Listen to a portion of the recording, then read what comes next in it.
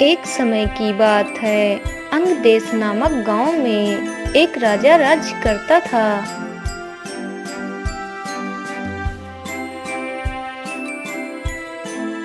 एक दिन उसी गांव में एक राक्षस आया और गांव में हाहाकार मचा दिया। अरे भागो भागो, नहीं तो यह राक्षस हम सबको खा डालेगा। हाँ हाँ, जल्दी भागो, हमें महाराज के पास जाना चाहिए। अब वही हमारी इस राक्षस से रक्षा कर सकते हैं। हाँ हाँ ठीक है भाई, तुम सही कह रहे हो। सारे गांव के लोग भागकर राजा के महल में पहुंच जाते हैं। महाराज बचाओ बचाओ, हम सबकी रक्षा करो महाराज। अरे श्यामलाल, क्या हुआ? तुम सभी इतने भयभीत क्यों हो? फिर श्यामलाल सारी कहानी राजा को बता देता है। तुम सब डरो मत, मेरे रहते हुए तुम सबको कुछ नहीं होगा। तुम लोगों को उस राक्षस से डरने की जरूरत नहीं है। चलो, मुझे उस राक्षस के पास ले चलो। फिर सभी गांव वाले राजा को लेकर उस राक्षस के पास पहुंच जाते हैं। अरे दुष्ट राक्षस, तू कौन है और क्या चाहता है? इन भोले भाले गांव वालों को क्यों परेशान कर रहा है?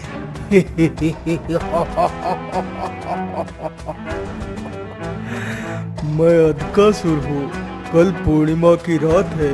मुझे एक लड़की अपने भोजन के लिए चाहिए।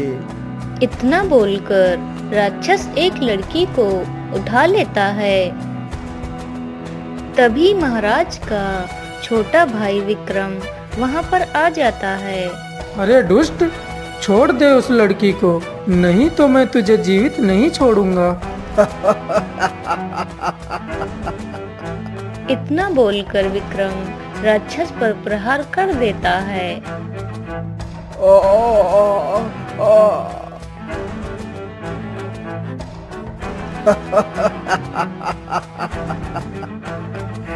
अरे दुष्ट, तू मुझे मारने चला है?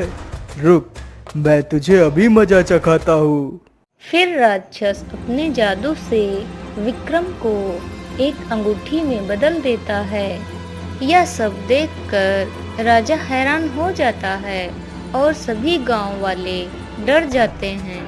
अरे मूर्ख राजा, यदि तूने मुझे मारने की कोशिश की तो मैं इन सारे गांव वालों को खा जाऊंगा। अरे सुन राजा, मैं आज तो एक लड़की को लेकर जा रहा हूँ और मैं यहीं पास की गुफा में ही रहता हूँ।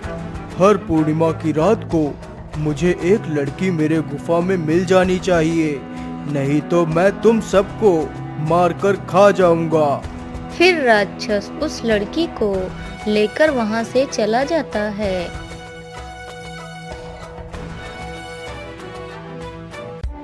अरे भाग्यवान, हमें अब यहाँ से चले जाना चाहिए।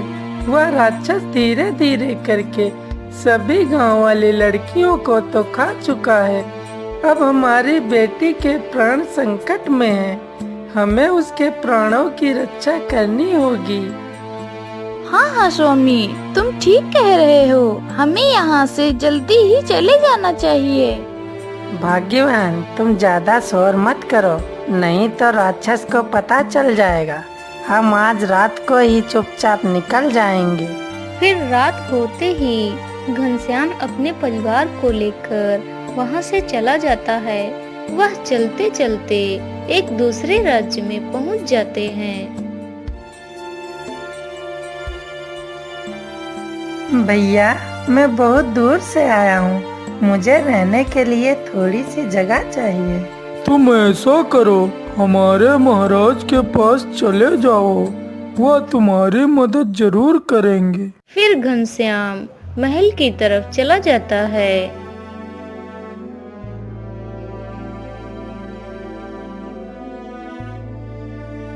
महाराज, मेरी मदद करो।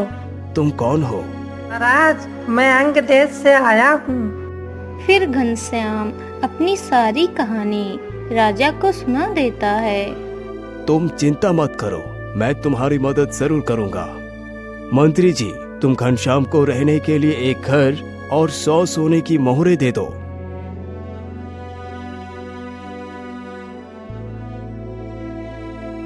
फिर वह लोग वहां से चले जाते हैं।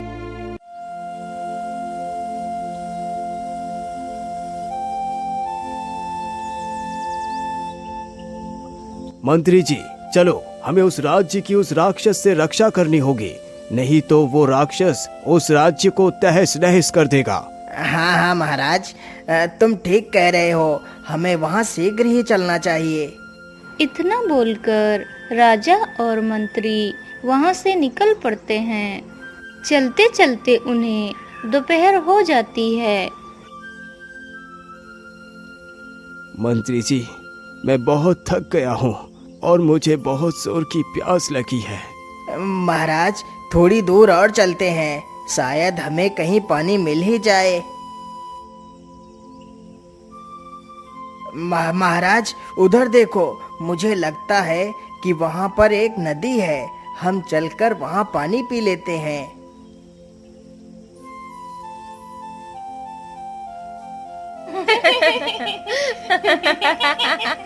तभी राजा देखता है कि एक राजकुमारी अपनी सहेलियों के साथ जल क्रीड़ा कर रही है।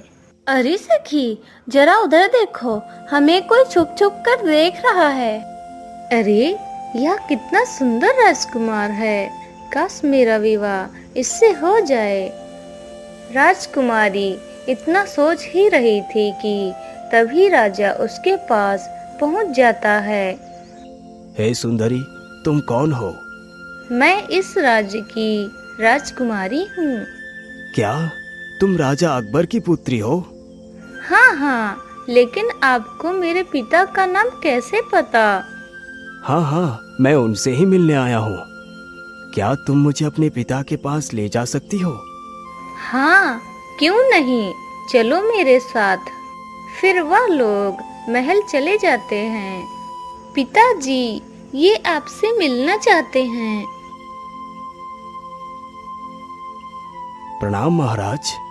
हमारे महल में आपका स्वागत है। महाराज, मैं आपकी पुत्री से विवाह करना चाहता हूँ। नहीं नहीं, मैं ये विवाह नहीं कर सकता।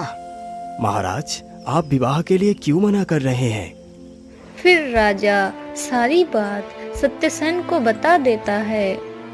आप चिंता ना करें महाराज, मैं उस राक्षस से गांव वालों की रक्षा जरूर करूंगा, चाहे मेरी जान ही क्यों ना चली जाए। फिर वह वहां से चला जाता है।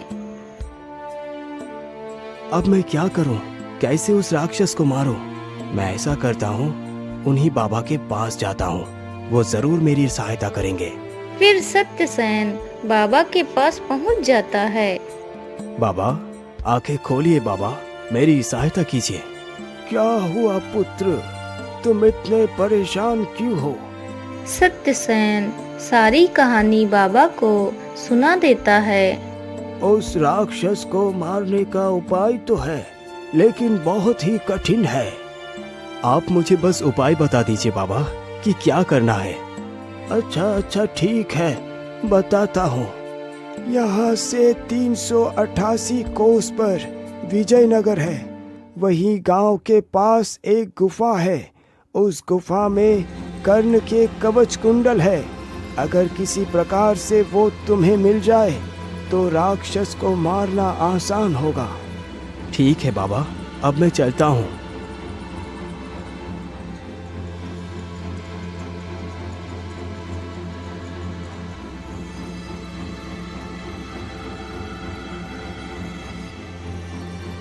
चलते चलते सत्यसेन जल्दी ही विजयनगर पहुंच जाता है। मुझे लगता है ये वही गुफा है जिसके बारे में साधु बाबा ने मुझे बताया था। इतना सोचकर सत्यसेन गुफा के अंदर चला जाता है।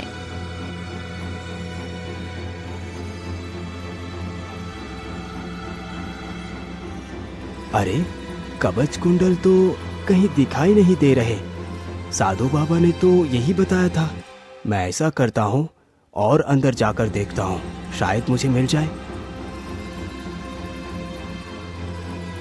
अरे, ये संदूक कैसा है? कहीं इसी के अंदर तो कवच कुंडल नहीं है। चलो मैं देखता हूँ। वह जैसे ही संदूक को खोलता है,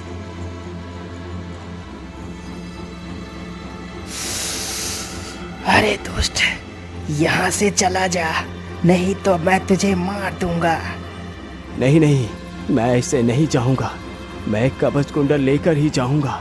इसके बदले में आप भले ही मेरे प्राण ले लो नागराज। ठीक है, मैं तुम्हें ये कवच कुंडल दे दूंगा, लेकिन तुम्हें मेरे 3 सवालों का उत्तर देना होगा। अगर तुम मेरे सवालों का उत्तर नहीं दे पाए तो मैं तुम्हें मार दूंगा। मुझे तुम्हारी शर्त मंजूर है। पूछो, क्या सवाल पूछना चाहते हो? तो फिर तुम मुझे मेरे पहले प्रश्न का उत्तर दो। मनुष्य का सबसे बड़ा धर्म क्या है? मनुष्य का सबसे बड़ा धर्म अपना लक्ष्य पूरा करना। मेरा दूसरा प्रश्न, जल से पतला क्या है?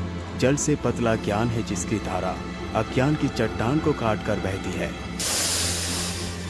मेरा अंतिम प्रश्न सुनो, संसार का सबसे बड़ा आश्चर्य क्या है? मनुष्य प्रतिदिन सहस्त्रों को जन्म लेते हुए देखा है, सैकड़ों को मारते हुए देखा है। जो जानता है कि उसे भी एक दिन मर जाना है, फिर भी सदा जीने की चाह रखता है। ये संसार का सबसे बड़ा आश्चर्य है। तुमने मुझे मेरे सवालों से संतुष्ट किया सत्यसेन। अब तुम कवच कुंडल ले जा सकते हो, परंतु ध्यान रखना, तुम जैसे ही उस राक्षस को मारोगे, वैसे ही ये कवच कुंडल मेरे पास आ जाएंगे।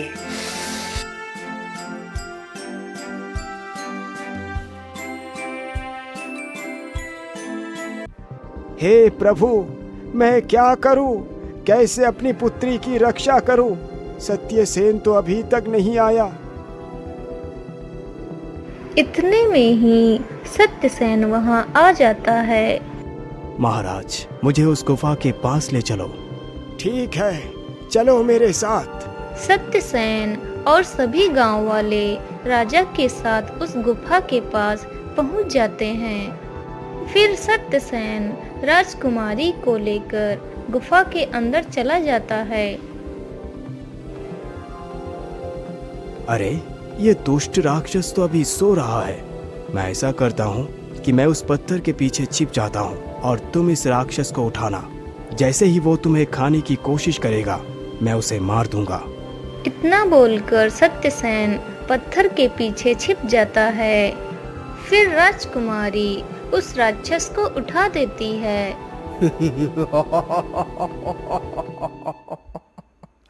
वाह वाह वाह! अरे, मेरा भोजन तो मेरे पास खुद चल कर आ रहा है। वाह वाह वाह, मजा आ गया। जैसे ही वह राक्षस राजकुमारी को खाने के लिए आगे बढ़ता है, वैसे ही सत्यसेन अपनी तलवार से उस राक्षस के 2 टुकड़े कर देता है। राक्षस के मरते ही विक्रम अपने वास्तविक रूप में आ जाता है।